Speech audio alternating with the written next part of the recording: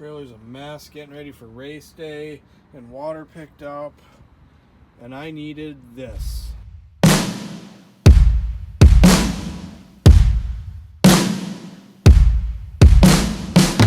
Many of you can remember the car's oil pan was leaking oil back in the winter. Well, it never got fixed because the dealership I was working at I ended up letting go from, and then I've just been at home on COVID for a while, so hasn't really been the need. But today when I was out, the low oil light came on, so I picked up some Mobil 1 Dexos extended performance oil, blah blah blah blah blah blah blah blah 5W30. So we're gonna add some oil. I would say that is pretty freaking low. Holy smokes. All right, I got the car home.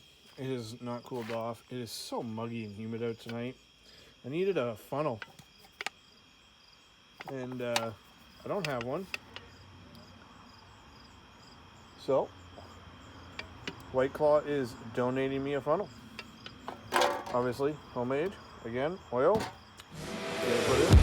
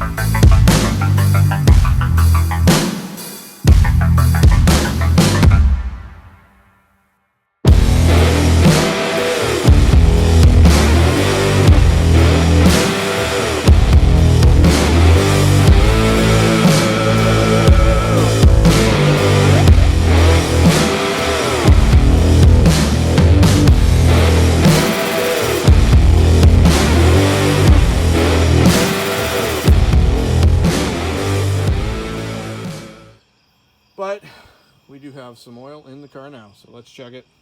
We are back up into the crosshatch. Obviously the motor needs to run, but that's looking a little bit better. Time to book an appointment. As a bonus for what service can we do at midnight, let's check the catch can.